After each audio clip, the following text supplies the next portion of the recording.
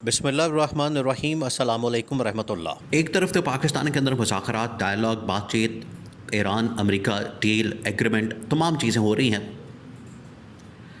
دوسری جانب G H Q کے اندر انتہائی اہم ترین ملاقات ہوتی ہے، بہت اہم ترین اجلاس ہوتا ہے، کیونکہ اس وقت جو اسٹیبلشمنٹ کے متعلق خبریں آ رہی ہیں وہ بڑی حیران کن ہے، بہت حیران کن ہے۔ وہاں پر کچھ گرفتاریاں، اریسٹ ہونا، اسٹیبلشمنٹ سے اندر سے اس کی کلیریفیکیشن آنا مختلف سورسز کے ذریعے سے، یہ تمام چیزیں ایسے موقع پر ہو رہی ہیں جب پاکستان کے اندر اس وقت ایک ماحول بنا ہوا ہے ڈائلاگ کا، بات چیت کا، دو بڑی طاقتوں کے درمیان۔ اب تو یہ تسلیم کرنا پڑے گا، دیکھیے اب امریکہ کے ساتھ ساتھ ایران بھی ایک بہت بڑی طاقت بن چکا ہے، اس کو اب تسلیم کرنا پڑے گا۔ آج سے کچھ عرصہ پہلے، 40 دن پہلے، 50 دن پہلے ایسا معاملہ نہیں تھا، کسی نے سوچا بھی نہیں تھا کہ ایران ایک بہت بڑی طاقت کے طور پر ابھرے گا اور سپر پاور کو للکارے گا۔ آپ ذرا امیجن کریں کہ ایران پچھلے 50 سال سے پابندیوں کا شکار، سینکشنز کا شکار، مسائل کا شکار، لیکن سپر پاور کو پڑ جائے۔ یہ دنیا کی تاریخ آپ اٹھا کے دیکھ لیں، کبھی نہیں ہوا اس طرح سے۔ دنیا کی تاریخ آپ اٹھا کے دیکھ لیں کہ ایک ریاست، یا آپ کہہ لیں کہ جب سے ریاستیں وجود میں آئی ہیں تب سے لے کے آج تک پچھلے 400 سال کی تاریخ میں کبھی نہیں ہوا کہ ایک ریاست جو کہ پابندیوں کا شکار ہے وہ اس طرح سے پڑ جائے ایک سپر پاور کو۔ یہ تو انٹرنیشنل ڈیولپمنٹس ہو رہی ہے، پاکستان کے اندر جی ایچ کیو کے اندر ایک بہت اہم ترین میٹنگ ہوئی ہے، ملاقات ہوئی ہے، اجلاس ہوا ہے، اور اس کے اندر 2-3 بڑے فیصلے کیا گئے مستقبل کو سامنے رکھتے ہوئے، اور یہ بتا دیا گیا، کنوے کر دیا گیا ٹاپ ملٹری کمان کی جانب سے موجودہ گورنمنٹ کو، نون لیگ اور پیپلز پارٹی کو، کہ 2-3 چیزیں اب ہم کرنے جا رہے ہیں۔ اب آپ نے اس کے اوپر غور کرنا ہے۔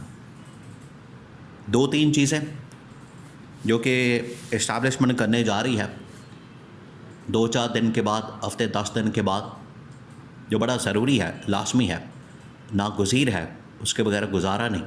وہ کیا؟ نمبر 1 یہ کہ پاکستان کے اندر جو اس وقت انتظامی ڈھانچہ ہے، موجودہ جو حکومتی اور انتظامی ڈھانچہ ہے، وہ ڈیلیور نہیں کر پا رہا، اس میں ڈیلیور کرنے کی سخت نہیں ہے، طاقت نہیں ہے۔ جب بھی ڈیلیور کرنے کی باری آتی ہے تو اپنوں کو فائدہ پہنچتا ہے، چند خاندانوں کو فائدہ ہوتا ہے، ان کو بینیفٹ ہوتا ہے، اس کے فائدے میں سسٹم کام کرتا ہے۔ باقی جو عام آدمی ہے، یا آپ کہہ لیں کہ اس وقت 25 کروڑ اگر پاکستان کی آبادی ہے تو چند 100 لوگوں کو، 1000 لوگوں کو فائدہ ہوتا ہے، باقی جو کروڑوں کی تعداد میں لوگ ہیں ان کو فائدہ نہیں ہوتا۔ تو یہ جو اس وقت انتظامی ریاستی حکومتی ڈھانچے کے اندر ایک فرق ہے، اسٹیبلشمنٹ کی جانب سے فیصلہ کیا گیا، اس کو ہم نے تبدیل کرنا ہے۔ دیکھیں یہی تو وجہ ہے، آپ اس بات کو سمجھیں۔ آپ ذرا امیجن کریں کہ گورنمنٹ کے اندر بیٹھے ہوئے لوگ، وزیر مشیر، وہ کیا کہتے ہیں؟ وہ کہتے ہیں کہ یہ ملک تو پیرس ہے، ان کے لیے اصل میں پیرس ہے، عام آدمی کے لیے تو یہ جہنم بنا دیا گیا۔ جو حالات ہیں ملک کے اندر، مہنگائی، بے روزگاری، بجلی کے bill, load shedding, lock down, petrol اوپر، قیمتیں آسمانوں پر، ان کے لیے تو پیرس ہے، عام آدمی کے لیے تو بیچارے کے لیے جہنم بنا دیا گیا، تباہی اور بربادی پھیر دی گئی ہے۔ تو یہ فرق ہے۔ اوپر جو اشرافیہ حکمران طبقہ بیٹھا ہے وہ لوٹ مار کرتا ہے، عام آدمی بیچارہ مارا جا رہا ہے۔ تو اسٹیبلشمنٹ نے یہ فیصلہ کیا۔ اب اس کا ایک طریقہ کار ہے، یہ تو ہے تھیوریٹیکل کانسیپٹ، کہ ٹیبل کے اوپر ایک سناریو بنا دیا گیا کہ یہ ہم نے چینج کرنا ہے. وہ کیسے ہوگا؟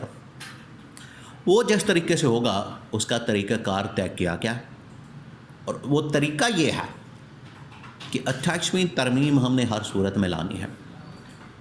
28ویں ترمیم کے اندر وہ تمام چیزیں ڈال دی جائیں گی اور تمام شکیں ڈال دی جائیں گے، جس کی وجہ سے صوبوں کو مزید تقسیم کیا جائے گا، پنجاب کو، سندھ کو تقسیم کیا جائے گا.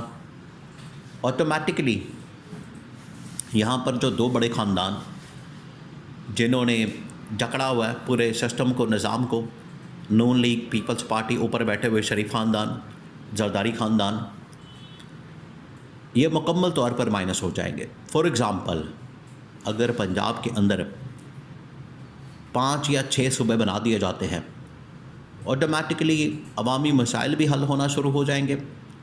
شریف خاندان کی طاقت اور ان کا جو طاقت کا مرکز اور محور ہے وہ بھی ٹوٹ جائے گا، اور عام آدمی تک انصاف بھی ملنا شروع ہو جائے گا. اور اسی طرح سے سندھ کے اندر تو پیپلز پارٹی کی اور زرداری خاندان کی کمر ٹوٹ جائے گی، جس طریقے سے پنجاب کے اندر ہوگا. پہلا فیصلہ کیا گیا کہ 28ویں ترمیم کے اندر مزید صوبے اور ان کا کیا. نمبر 2، NFC ایوارڈ کے اندر چینج کرنا ہے. NFC ایوارڈ اصل میں سب سے بڑا رکاوٹ بنا ہوا ہے. اگر فائنینشلی بات کی جائے کہ آپ نے جو پیسہ، بجٹ، فنڈنگ، سب کچھ اس کو ڈیوائڈ کرنا، تقسیم کرنا، اس میں تقسیم اس طرح کی بنا دی گئی ہے کہ سارا کا سارا حکمران طبقہ، اشرافیہ، اوپر بیٹھے بڑے بڑے خاندان پیسہ لے جاتے ہیں، اور نہ اسٹیبلشمنٹ کو پیسہ ملتا ہے، نہ پاکستان کے عوام کو پیسہ ملتا ہے. تو NFC ایوارڈ وہ اصل میں ایک فائنینشیل ڈویژن یا اس کو ڈیوائڈ کرنے کا پلان ہے، وہ چینج ہو رہا ہے. Number 3، last most important, establishment نے فیصلہ کیا کہ جنرل عاصم کو یا تو ایوان صدر کے اندر بٹھا دیا جائے، یا تو انہیں صدر لگا دیا جائے، یا پھر یہ آفر عمران خان کو دی جائے، کیونکہ عمران خان کے باہر آنے کے بغیر مسائل نہیں حل ہو سکتے، ملک آگے نہیں جا سکتا.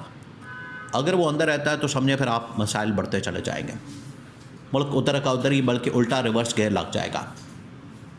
یہ وہاں پر فیصلہ کیا گیا، ٹاپ ملٹری کمان نے اس کے اوپر اتفاق کیا، ایگری کیا، اور یہ بڑا ضروری ہے. ایران کے ساتھ اگر امریکہ دوستی کر سکتا ہے تو پاکستان کے اندر عمران خان PTI کے ساتھ ایسی کون سی دشمنی ہے کہ آپ ان کے ساتھ بات نہیں کر سکتے، ڈائلاگ نہیں کر سکتے. تو یہ بڑے اہم ترین فیصلے کیا گئے ہیں اسٹیبلشمنٹ کی جانب سے، جو اگلے 2 سے 4 دنوں کے اندر آپ کو باقاعدہ نظر آنا شروع ہو جائے گے.